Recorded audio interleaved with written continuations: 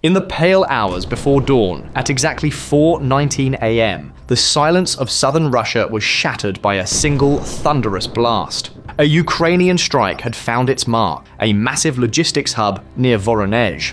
Within seconds, a chain of explosions lit the night sky. What seemed at first like another precision attack soon revealed itself as something far greater. Ukraine had obliterated a vast stockpile of North Korean-made munitions, a cache worth nearly $900 million, secretly shipped to arm Russia's dwindling war machine.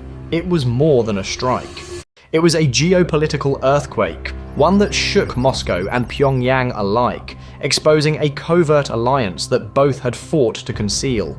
For months, whispers had circulated among Western intelligence circles about a shadow network linking Kim Jong Un's North Korea and Vladimir Putin's Russia. Under the cover of darkness, shipments of artillery shells, rockets, and ammunition had been making their way from Rajin port on North Korea's northeast coast to Vostochny port in Russia's far east. Officially, the cargo was listed as construction material. In truth, it was fuel for Russia's artillery. Hundreds of thousands of shells and rockets intended for the front lines in Ukraine. But Ukraine had been watching.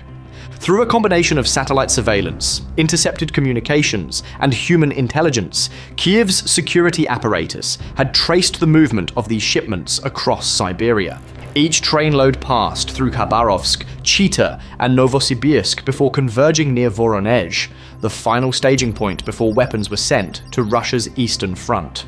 What North Korea saw as a profitable lifeline for its sanctioned economy, Ukraine saw as a target waiting to be erased. In early October, Ukrainian intelligence confirmed that a new convoy, part of a Russian operation codenamed Polar Link, was on the move. The cargo had been sourced directly from North Korean stockpiles, including advanced artillery prototypes designed to test Pyongyang's industrial capacity under real combat conditions. Western analysts later noted that the loss of these shipments would set back not only Russia's supply chain, but also North Korea's ongoing weapons development programs. When the convoy reached Voronezh, Ukraine acted. Using a mix of real-time satellite data and precision coordinates fed from reconnaissance drones, a strike package was authorized.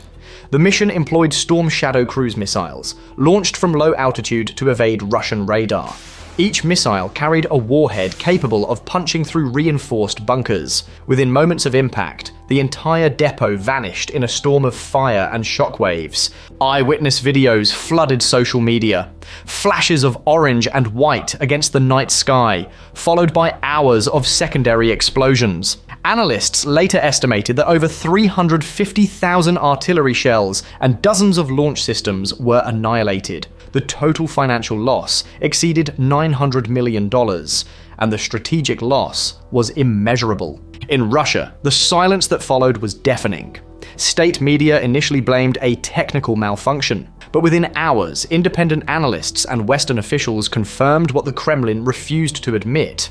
The destroyed shipment was part of a covert North Korean arms deal. For Moscow, it was an unprecedented humiliation. For Kim Jong Un, it was a financial and political catastrophe. Inside Pyongyang, the reaction bordered on panic. Kim had spent the past year cultivating his relationship with Putin, framing North Korea's support as an act of resistance against Western dominance.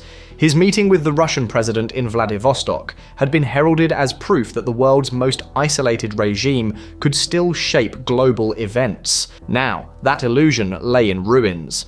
Nearly $1 billion worth of North Korean exports and months of careful diplomacy had gone up in flames. South Korean intelligence quickly reported turmoil within Kim's inner circle. Several officials were purged, accused of negligence, security at Rajin port was tightened, and the regime's propaganda abruptly shifted tone, erasing all mention of military cooperation with Russia. For a country that measures legitimacy through the illusion of control, this was an unthinkable embarrassment. Meanwhile, in Moscow, the fallout deepened. Russia's defense ministry faced the impossible task of explaining how Ukraine had managed to track and destroy a top-secret foreign shipment deep within Russian territory. Leaked communications revealed frantic internal discussions, with Defense Minister Andrei Belousov demanding a full audit of all foreign-sourced munitions. The Kremlin's silence on the issue spoke volumes. For the Russian military, the loss was devastating. Frontline units, already facing shortages, saw their ammunition reserves dwindle to critical levels. In Donetsk and Luhansk, commanders began imposing quiet days, rationing artillery fire to conserve what little remained. The impact rippled across the front, giving Ukrainian forces new room to maneuver and mount counterattacks. But beyond the battlefield, this event exposed something far more significant: the fragility of Russia's global alliances. For months, Putin had tried to portray his partnerships with North Korea, Iran, and China as symbols of a rising anti-Western order. The reality was much bleaker: an axis built not on strength, but on necessity. Russia, cut off from Western markets, had been forced to rely on sanctioned regimes for survival. And as Ukraine demonstrated, those lifelines could be severed with precision and speed. In diplomatic corridors from Brussels to Washington, the strike was hailed as a masterclass in intelligence coordination. Ukraine's success was not only military, but symbolic, a demonstration of how information dominance and Western support could dismantle the networks sustaining Moscow's war. The United States and South Korea released satellite imagery confirming the destruction of North Korean containers. Japan and the European Union echoed their condemnation, calling for tighter maritime enforcement to stop further transfers.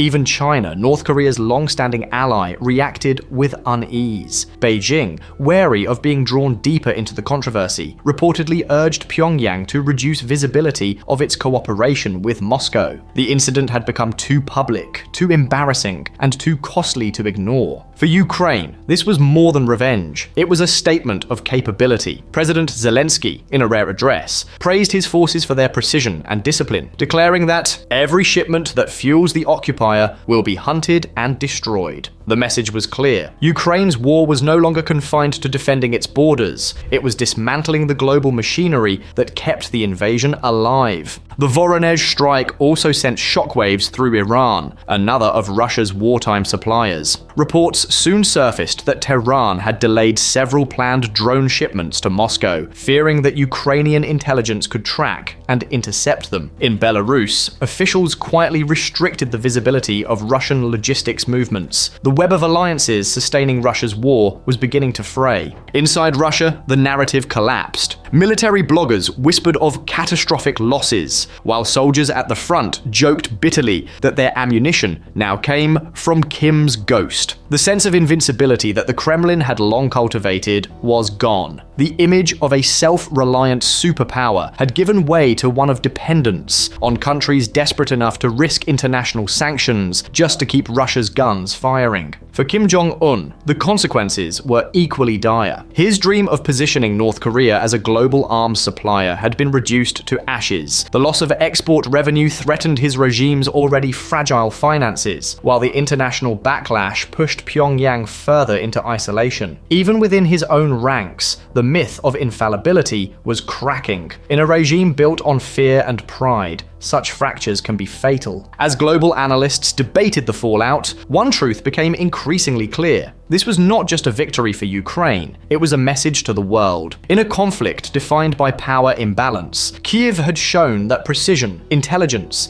and international cooperation could outweigh size and strength. It had struck not merely at a depot, but at the foundation of an empire built on secrecy and desperation. The Voronezh explosion was more than the destruction of weapons. It was the destruction of an illusion. It revealed that Russia's alliances were fragile, its logistics exposed, and its partners increasingly unwilling to pay the price of association. For the first time since the war began, the balance of initiative had shifted decisively toward Ukraine. As dawn rose over Eastern Europe, the smoke of the destroyed depot drifted into the horizon, a stark symbol of a turning tide. Kim Jong Un's $900 million gamble had ended not in triumph, but in ruin. And for Russia, the loss underscored a truth that Moscow could no longer deny. No amount of foreign aid, no alliance of convenience can shield it from Ukraine's resolve, or from the precision of a nation that refuses to bow. Because in this war, information is the ultimate weapon, and Ukraine has mastered its use.